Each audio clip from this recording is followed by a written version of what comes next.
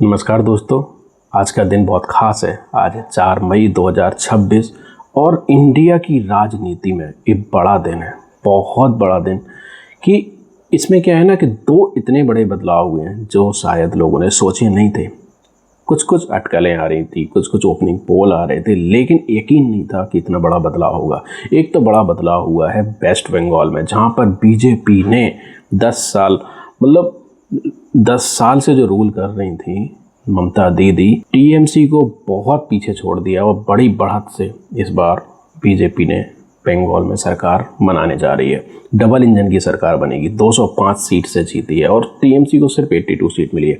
वहीं पे दूसरी तरफ विजय थालापति, तमिल स्टार, वो स्टार सिर्फ मूवी में नहीं है, उन्होंने जैसे ही राजनीति में कदम रखा यार, फिल्मी स्टाइल में उन्होंने अपनी पार्टी को बढ़त दिलाई और टीवी के जो विजय थालापति की पार्टी है सबसे बड़ी पार्टी बन के निकली है। तमिलनाडु में उनका ऐसा डेब्यू हुआ है कि मतलब जैसा लोग सपने देखते हैं राजनीतिक नेता अपनी पार्टी का कि मेरी ऐसी शुरुआत होगी, बट ये सिर्फ विजय थालापति कर सकते हैं, उन्होंने प्रूव किया है। तो आज इसी के बारे में बात करते हैं, आराम से बात करेंगे तसल्ली से कि क्या कारण रहे बीजेपी की विन के लिए वेस्ट बंगाल में और टीवी के तमिलनाडु में। विजय थालापति का क्या ऐसा जादू चला जिससे उनको इतनी बड़ी बढ़त मिली। तो शुरू करते हैं। आगे बढ़ने से पहले आप चैनल को सब्सक्राइब कर सकते हैं, वीडियो को लाइक एंड शेयर करें अगर पसंद आए तो, क्योंकि ऐसे वीडियो हम लाते रहेंगे। तो सबसे पहले बात करते हैं वेस्ट बंगाल की। वेस्ट बंगाल में क्या हुआ कि यहाँ पर मेजर फैक्टर जो सबसे बड़ा प्ले हुआ, उनमें से एक फैक्टर है कि जो वीमेन वोट था ना, वो बीजेपी ने अपनी तरफ किया। जो आरजी कर का इंसिडेंट हुआ था, आपको पता होगा, उसमें लोगों की पहले मान्यता थी कि जो वो ममता दीदी हैं वो वीमेन सिक्योरिटी के लिए, मतलब सेफ्टी के लिए, वीमेन सेफ्टी के लिए बहुत कुछ करेंगी। बट जब ये आरजी कर इंसिडेंट हुआ तो वो बहुत अपोजिट रोल प्ले करती हुई दिखी और एक नौटंकी वाला फेज उनका सामने आया, जिससे जो एक वीमेन बोर्ड था, जो एक वीमेन सेंटिमेंट था उनको, लाइक कि एक लेडी लीड कर रही स्टेट को, वो ख़त्म हो गया। और वो यहाँ पर एक सबसे बड़ा ब्रेक मिला बीजेपी को। बीजेपी ने इसी कमी को पकड़ा और जो आरजी कर की जो विक्टिम थी उनकी माता को टिकट दिया और इंश्योर किया लोगों के मन में ये बात बैठे कि हम वीमेन सेफ्टी के लिए कमिटेड है। तो एक बड़ा कारण बन के निकला बीजेपी का वहाँ पर बढ़त के लिए। दूसरा बड़ा कारण क्या निकला कि जो एक ना ममता दीदी के लिए, टीएमसी के लिए एक बहुत विरोधी लहर चल गई थी। विरोधी लहर क्या है कि जो एक पार्टी जब किसी एक रिलीजन को पर्टिकुलरली ब्लाइंडली मतलब फॉलो करने लगती है, उसको सपोर्ट करने लगती है, तो वो एक बड़ा फेलियर का कारण बनता है। और यही हुआ टीएमसी के साथ। टीएमसी ने मुस्लिम वोटर्स को सपोर्ट करने के लिए इतना कुछ किया कि जो उनके हिंदू जो वहाँ पर वोट थे वो पूरे अपोजिट हो गए और एक विरोधी लहर ने जन्म लिया। तो एक ये बड़ा कारण हुआ कि मतलब इस बार जो हिंदू वोट है वो इकट्ठा हो गया काफ़ी, और ये उससे बीजेपी को पूरा फ़ायदा मिला। उन्होंने डिसाइड कर लिया कि भाई, आपने बहुत सारे रील भी देखे होंगे, ऐसे रील्स आ रहे थे कि हम खुल के जय श्री राम नहीं बोल सकते, हम कहाँ रह रहे हैं, इंडिया में रह रहे हैं कहीं और रह रहे हैं। तो लोगों में एक ऐसा मतलब उनके अंदर भाव था। तो ये था वेस्ट बंगाल में ये जो दो कारण हुए। जो तीसरा कारण हुआ वो हुआ एसआईआर में जब हुआ तो वहाँ पर इलेक्शन कमीशन ने काफ़ी ज़्यादा मतलब ऐसे वोटर्स को आइडेंटिफाई किया जो फेक लग रहे थे। उसमें से काफ़ी हिंदू वोटर्स भी थे और काफ़ी मुस्लिम वोटर्स थे जो हमारे बांग्लादेश से भी आए हुए थे। तो उससे क्या हुआ कि जब वो छटनी हुई तो वो काफ़ी ज़्यादा वोट बैंक था जो ममता दीदी का था। वो एक कारण हुआ कि वो वोट कट गया, तो उससे बीजेपी को एक एज मिला। तो इससे एक बीजेपी को बढ़त मिली और ममता दीदी के वोट कम हो गया, क्योंकि वो कोर वोटर था उनका जो आंख बंद करके उनको वोट देता है। ठीक है, उनको फ़र्क नहीं पड़ता कि विकास हो नहीं हो, क्या हो रहा है स्टेट में, कुछ नहीं, सिक्योर। अब वेस्ट बंगाल की हालत तो ऐसी होगी ना कि वहाँ पर बिना सेंट्रल फोर्स के कुछ नहीं हो सकता। आपने ड्यूरिंग इलेक्शन भी देखा होगा, और जो पिछला इलेक्शन हुआ था उसके बाद भी कितनी मारा काटी, दंगे सब हुआ था। तो ये मतलब एक स्वभाव बन गया था वेस्ट बंगाल का। लेकिन अब इस स्वभाव से वहाँ की जनता ऊब गई थी। वो नहीं चाहते थे कि अब ये दोबारा से हो, इसलिए एक बड़े बदलाव की लहर चली। लोगों ने डर के मारे दिखाया नहीं। ओपनिंग पोल में लोग बता रहे थे बट विश्वास नहीं था कि ऐसा होगा, क्योंकि ऐसे ओपनिंग पोल 2021 में भी आए थे बट कुछ नहीं फायदा ज़्यादा हुआ था बीजेपी को। बट इस बार का ओपनिंग पोल जो चाणक्य था, चाणक्य ने बताया था कि मतलब 190 प्लस जाएंगे और वही हुआ, मतलब काफ़ी उनका सही निकला है। ठीक है, खैर उनका 2021 में भी उन्होंने बीजेपी को बढ़त नहीं दिखाई थी और वही हुआ था, काफ़ी क्लोज रहते हैं। तो एक बहुत बड़ा मतलब ये कारण सिद्ध हुआ बीजेपी की बढ़त के लिए। और जो मोदी जी जैसे रैली के लिए गए ना, और एक प्रमोट किया बड़े बड़े नेताओं ने, मोदी जी ने, अमित शाह जी ने, ये इवन योगी जी भी गए थे कि डबल इंजन की सरकार बनानी, हम आपको विकास देंगे, हम आपको एक जो सिक्योरिटी है, सेफ्टी स्टेट को उस तरफ लेके जाएंगे जो स्टेट पीछे जा रहा है। और लोगों को ये बात क्लिक की और लोगों ने बढ़ चढ़ कर वोट किया। इससे एक कारण बना कि बीजेपी को बढ़त मिली। और जो एक था ना वीमेन समृद्धि योजना जो है, जो ममता सरकार ऑलरेडी 1500 रुपये वीमेन को देती थी, इन्होंने बोला कि हम 3000 देंगे, तो एक इससे भी एक वीमेन का वोट इनकी तरफ खिंचा। बट मैं बहुत ज़्यादा इस चीज़ के फेवर में नहीं हूँ। जो फ्री वीज़ होते हैं, फ्री वीज़ कहीं ना कहीं देश को खोखला ही कर रहे हैं, मतलब ठीक है, लोगों को रोज़गार देना चाहिए, लोगों को रोज़गार दो, आप सपोर्ट करो, इंडस्ट्री लाओ, ऐसा माहौल बनाओ कि लोग रोज़गार पाएँ। उस 3000 रुपये से 1500 रुपये से वीमेन का क्या होगा, ये जिस पैनी है, मतलब not in the favour of this, but ये रोल तो प्ले करता है। ठीक है, लोग तो बीजेपी ने क्या किया, बहुत फोकस करके अपनी कैंपेन को चलाया और फोकस इतना सही किया कि उन्हें क्या करना है, किस एरिया में किस पॉइंट पर टारगेट करना है। उन्हें वीमेन वोट को टारगेट किया, वीमेन सेफ्टी को पकड़ के एक मुद्दा बनाया। और जो एक लहर थी, विरोधी लहर के, एक एंटी हिंदुइज्म सेंटिमेंट था, उसका फ़ायदा उठाया। उससे जो एक कंसर्न था स्टेट में, जो हमेशा दंगे होते रहते थे, लोग अनसिक्योर होते थे, उस चीज़ का फ़ायदा उठाया। जो वेस्ट बंगाल मतलब बांग्लादेश के लिए सपोर्ट दिखाता था ममता दीदी के टाइम पे, उसको एक इन्होंने पकड़ के पॉइंट बनाया और सारे हिंदू वोट को अपने साइड किया। तो ये काफ़ी जो ट्रिक्स थी, ये काफ़ी काम की।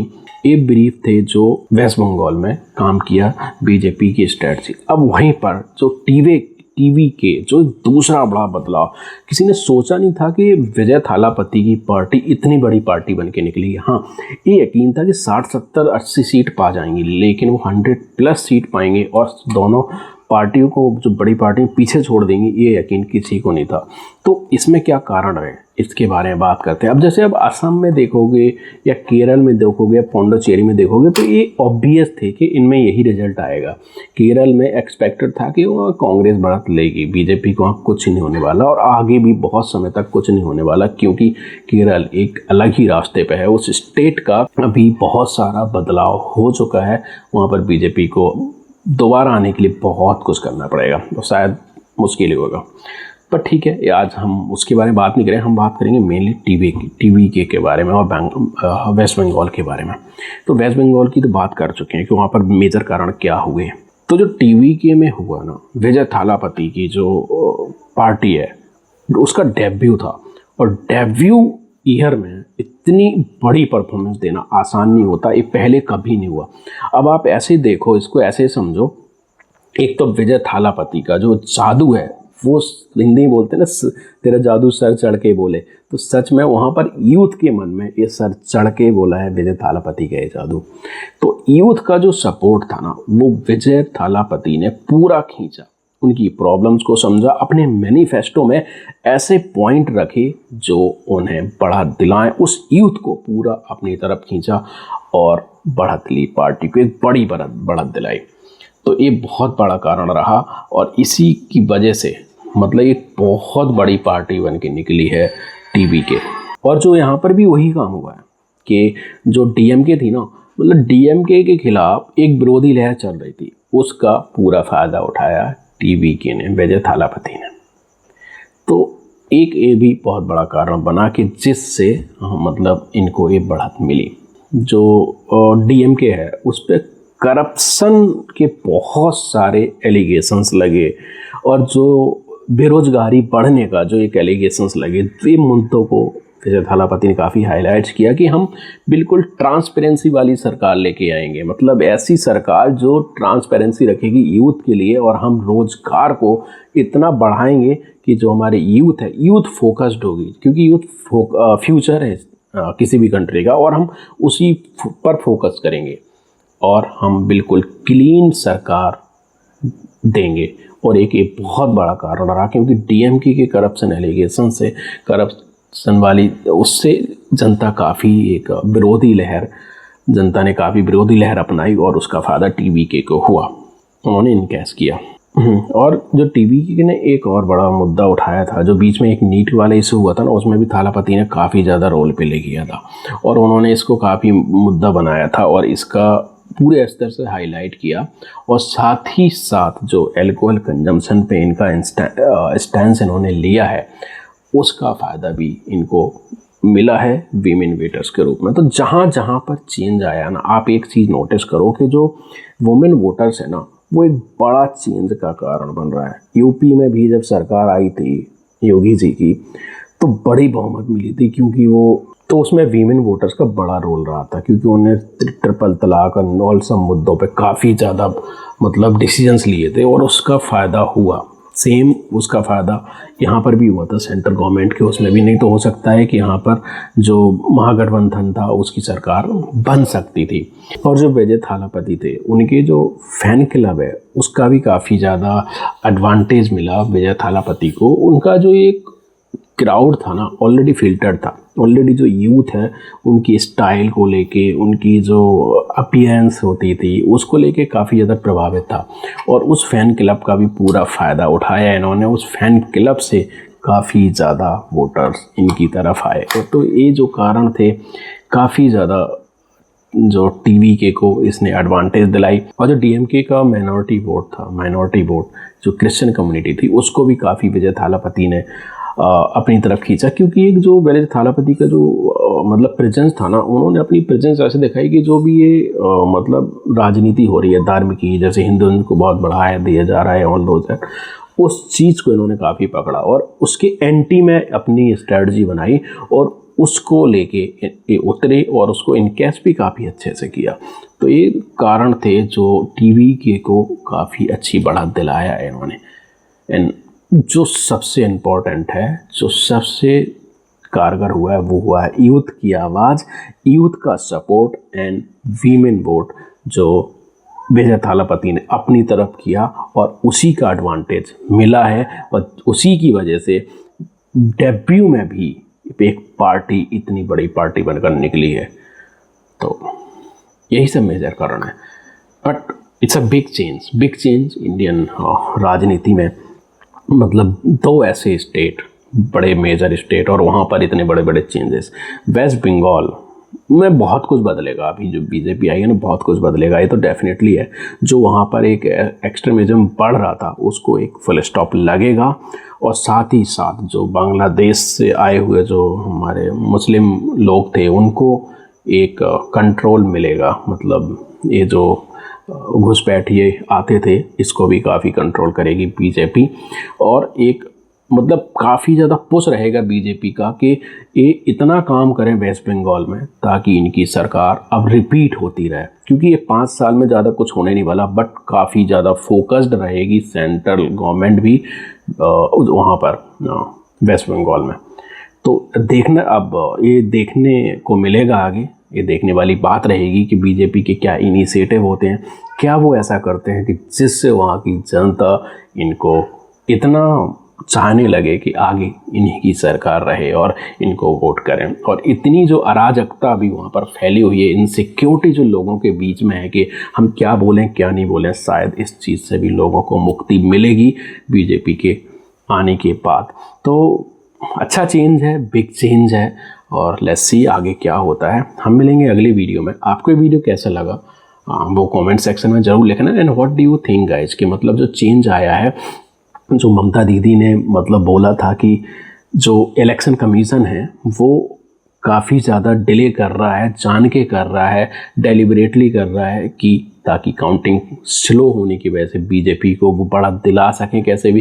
क्या इसमें कोई सच्चाई है? क्या ईवीएम फिर से है कोई है इसमें कोई सच्चाई है? वो जो ईवीएम में टेप लगाने वाली बात बीच में आ रही थी कि ईवीएम में टेप लगा दी बीजेपी को, उसमें उस समय क्या सच्चाई है? और मुझे नहीं लगता कि अभी इन चीज़ों में कोई मतलब बात रह गई है कि ईवीएम से छेड़छाड़ होती है। What do you think guys? Comment करो। मैं मिलूंगा आपसे अगले वीडियो में, एंड जब तक के लिए जय श्री राम, हर हर Mahadev. Thank you so much, bye bye, जय हिंद, जय भारत।